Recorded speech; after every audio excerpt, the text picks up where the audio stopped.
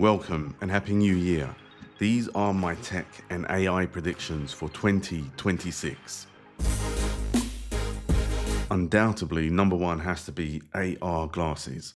Now, we've been using smartphones for over a decade, 15 years, whatever it's been. And now the next step up is going to be AR glasses, which provide a digital layer over the physical world. And there hasn't really been an actual usable product until the end of 25 when Meta released its Ray-Ban glasses. And these are notable because they actually do have an in-display screen. And that means you can see visuals on the right lens, as well as there's audio and you've got voice commands. And this is an actual working product that's available to buy. You can see people, they've been producing TikToks. So you've got that first person perspective. It all looks fantastic. But the problem is, Meta doesn't have its own established ecosystem. So, yes, many millions of people have Facebook or Insta accounts or use WhatsApp, but these accounts doesn't translate to people who are users of the ecosystem like they are with Apple, iOS, and also with Android from Google. So the big change this year is that last year Google revealed its AR operating system, its XR operating system, its platform for AR glasses. And by now, there's going to be a number of manufacturers that have had the chance to get used to using it. And 2026, we will see a product from Google, an actual product that can be used probably with its Android phones. And this is going to be the big breakthrough because Android, of course, is an established operating system. And then you will have people using AR glasses with an established operating system. This is the start of AR. Now, we have had news from Mark Gurman, who is the Apple journalist for Bloomberg, and he revealed that Apple has decided not to release a cut down or more consumer priced version of its VR glasses. So what it's actually going to do, that's the Apple Vision Pro. What it's actually going to do is it's going to now concentrate on making an affordable AR glasses of its own. The problem is it's too far behind in the game. And so what Gurman has said is that there will be some AR glasses revealed at the end of 2026, but they will not have an in-lens display. So once again, it's showing that Apple is going to be playing catch up. But it shows that even though it hasn't got the product, it understands it needs to be there. And so what with Apple signaling that it's going to be releasing a product and Apple and Google releasing a product as well, this will be the start of AR glasses. AI will be getting an upgrade, making it far more intelligent. Now, at the moment, the main AI platforms, they use LLMs, large language models. And the best way to think of these is as advanced autocompletes. They're just very good at predicting what we are searching for. But there is limits on what they can do. And so all the big AI companies, they understand this and they are now investing heavily on a new type of architecture called world models. Now, what world models do is they simulate real world physics, real world events, and they understand cause and effect. So if you were to show a world model or AI world model a glass and you're holding it and you drop it, it will be able to understand that there is gravity and it will fall and it will shatter. And this will make it far more useful in approaching real world type of intelligence. Not necessarily, real intelligence, but much closer to how we think. So this is going to be a big upgrade to all the AI platforms. Additionally, you're going to have continual learning. So with all these AI platforms, before they're released as a product, they spend a lot of time learning, pre-learning about the world, understanding, taking in data from everywhere. But once they're released, that their knowledge is locked and that's it. So continual learning will mean that once these AIs are launched, they're available, they're usable, they will still be able to continually learn new things. And this is going to be very helpful. The other aspect of continual learning is that it will be able to learn about you, the individual, non-stop. So it can learn your habits, your interests, and it's not going to forget about you after a week of use. And this is going to give you a much more personalized experience. So these two factors together is going to be really significant upgrade to AI, and it's going to make it more intelligent and more personable, and it's coming everywhere. There are a lot of Apple products coming out this year, including the folding iPhone. And some people seem to be really excited by this, but for me, it's just the folding iPhone. What I'm most interested in is the Home Hub or Home OS. Now, you're going to be getting this new device that you can stand in the kitchen. It's effectively going to be like an iPad on a stand, reminiscent of a lamp, similar to the older iMac G4. So, what is it actually going to offer? Well, it's going to have deeper integration with Home Hub so you can access all your smart devices more easily. And it does seem strange, why would you not be able to do that on an iPad? So, I think the real key innovation is actually going to be that stand. And that might sound strange that the form factor is an innovation, but if you think about it, back when we had the early versions of the iPhone and the iPad was first announced, people said, oh, it's just going to be an iPhone, but larger. And it was. But the form factor is what made it something completely different because it meant it was larger. You could with it comfortably. You could read magazines and newspapers on it. And so that completely changed the whole experience. And I think the difference here with this Home Hub device is that it will offer access to the internet anywhere, for example, like in the kitchen. This is going to make it far more easier to use when you need information in different household environments. But more importantly, I think it's going to really help with establishing video calls as a norm because video calls, they've been here for over a decade. They're very easy to use, and it's been a long process for people to become familiar with them. Certainly, it's only the past 2, 3 years that I've been starting to call certain family with WhatsApp video calls. And having this all in one device is going to really make things different. So instead of calling somebody, you just call them on your home hub. And I think that's going to be the difference to making video calls take off. So this is the big one. This is the one that holds the promise of the future. And it's humanoid robots entering mass production and being available to businesses and to the public and being and hitting the streets. So for the past couple of years, if you've been following closely, there has been non-stop information reveals about different robotics, different humanoid robots by different companies in the West, in the East, everywhere. The big change now is that they are almost ready for launch. You've got the Tesla Optimus and the Figure O 03, and these are robots that have advanced movement, but more than that, they have the AI within them so that they're not just automatons or robots that are following instructions. Because of that AI within inside them, they will be able to follow tasks and work independently and act as intelligence in the real world for you. So at the end of last year, there was the One X Neo, and it looked very good. It looked very interesting, but ultimately, it doesn't have a thinking brain. It has to learn tasks in a very rigid way, which might limit it. What's more going to be more valuable are these AIs that are these robots that have embodied AI. This is AI that has moved beyond the computer, that now has a physical form within a robot, and that's going to be really interesting to watch. And the idea that by the end of this year we might have robots walking down the street, that might be terrifying. It might be interesting, but it's something I'm really interested to see. The DJI Pocket 4 Pro. Now, we all have smartphones, and some phones are really advanced with their video making capabilities, and they're useful for recording video, for blogging. That's great. But the DJI Pocket, it's an excellent tech platform for being the best independent camera for an individual who's blogging or vlogging.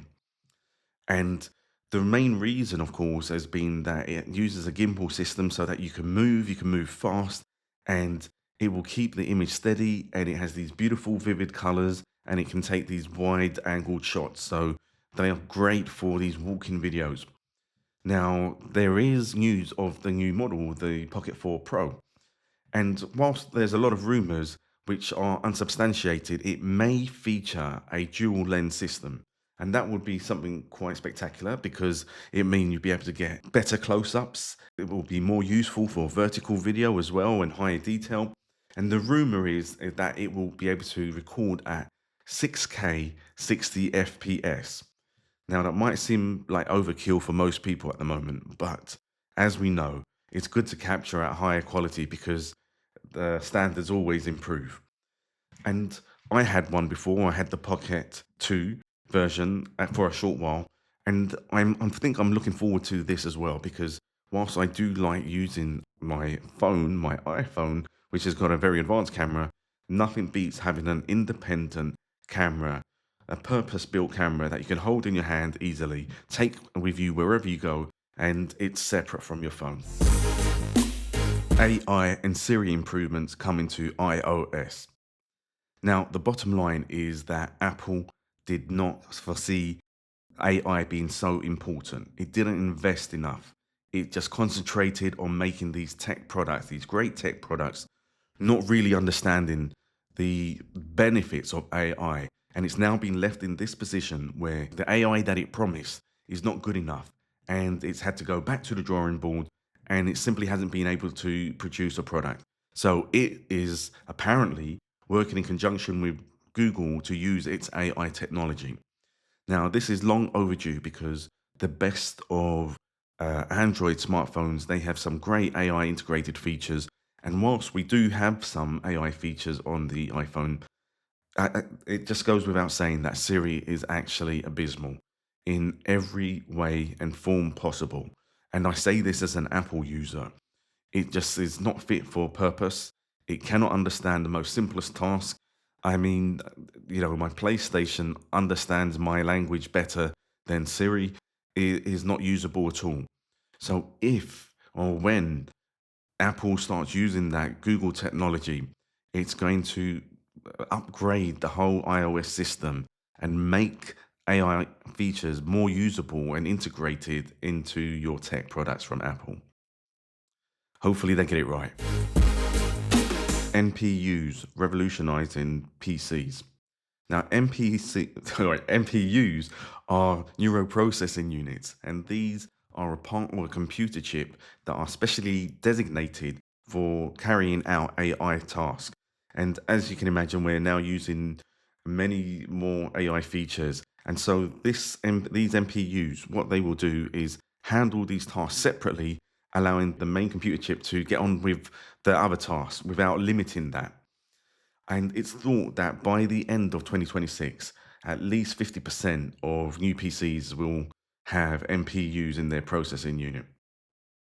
And it's going to make things so much easier in, for example, maybe following voice commands. And for example, if you wanted to do voice filtering or remove green screen backgrounds, all sorts of AI features that we normally use with separate products. Additionally, we go to the cloud to use LLMs, large language models, to answer our questions.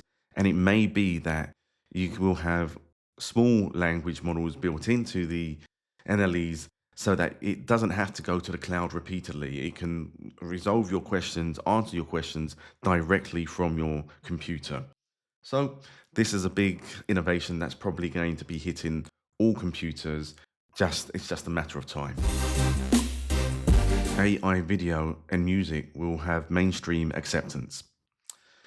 Now, there has been so much AI content released in the past couple of years, from AI music covers to video effects. We've seen it all. And just at the end of last year, there was a group called the Velvet Sundown that I believe received or got to number one in the US. And the thing is, it was an AI generated track. And of course, there's a lot of pushback over it. But the funny thing is, I myself, my number one most listened to track from last year on Spotify was an AI generated track. It was a Latin language music song from a person called Saga Law AI. So after the Velvet Sundown, I can definitely see that there will be more music that will be AI generated that people will enjoy and maybe willingly follow the group, the producer, and not have any problem with it being an AI generated group. And whilst there will always be criticism of that, of course, there will be people who just enjoy the music. Now, what's more interesting as well, though, is when it comes to AI video. I mean, the standard has got so good. The special effects I've seen over the past year are incredible. But what's being produced at the moment are just tech demos by tech bros and tech sisters who are producing these little clips which are interesting to watch, but they are nothing more than a visual treat. That's it. To produce something like a TV program or a film, you need story and understanding. It will be either a person from a tech background producing something of full length, or you may have somebody from the traditional TV movie making industry deciding to try and make content using AI video. And I can definitely see that there will be either a TV program, half an hour long, or possibly a movie by the end of 2026 that is of a very high quality, has a great story, and that resonates with audiences. And once that happens, it just takes one program or one movie, and then suddenly you're going to get Netflix interested, Amazon interested, and they will then look to create their own content this way. And once they've created their own series and they've seen that they can produce something for significantly cheaper, that's it. It's going to change everything. And it goes without saying that there will be ramifications on the Hollywood movie structure and how Hollywood movies are released. But until then, just look out for that first big AI movie. There will be an AI pushback. Now, as it becomes more ubiquitous in our lives, AI affecting our jobs, AI affecting the content that we see, people will start to resent it. Not everybody, but you can already see when content is released on social media, there is some people post tags, this is AI BS, or comments about not supporting AI artists or creatives. And we will start to see that there will be job losses. I think it will even happen in 2026 in to a smaller degree. And so I think there will be a resentment growing amongst many people. And I don't think it's going to be at the stage in this year where people are going to be looking to overthrow computers or everything like that. But the effect is this year is that the resentment will come from seeing AI slop affecting their career prospects. And also, all this AI slop is affecting the cost of normal technology, computers, TVs, everything, because the cost of RAM and everything will be increasing to fuel all this AI products, all these AI products. So I think 2026 will be the start of this resentment.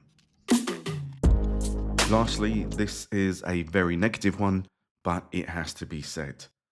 There will be further controls on free speech instigated by the UK government.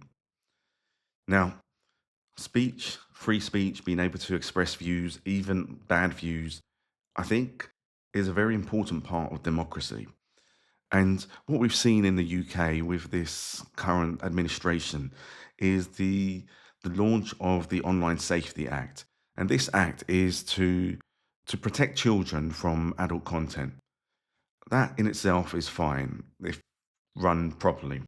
But what we've now seen is that this measure has been restricted to adults, but also this measure has now been imitated by other countries, other nations. And so what you can see from this is just by one country instigating it, now other countries are beginning to follow that pattern. That's just one aspect of it. But in the UK, we now have the current government talking about putting controls on X, Elon Musk's social media platform, for various reasons, for its AI undressing people. That's a different topic in itself. But the fact that the government is looking to take control and restrict these social media platforms is a big worry, because you now have a UK government now beginning to dictate what can and cannot be said. And this could actually affect people in different countries as well. And this also follows on from how people in the UK are being prosecuted for saying bad things online. So again, that's a whole subject in itself. But I think that the restrictions, the controls, the fears on what people can say and can't say is very real. And you are getting people who are going to prison for saying bad things, and they're going to prison for longer than people who've actually committed violent crimes. There's a disparity there. But it shows that there is this focus from the government, and it's a real problem. And sadly, it will get worse in 2026. So, those are my predictions. Hopefully, the good ones come true. Hopefully, the bad ones not so true. Here's to 2026. Cheers.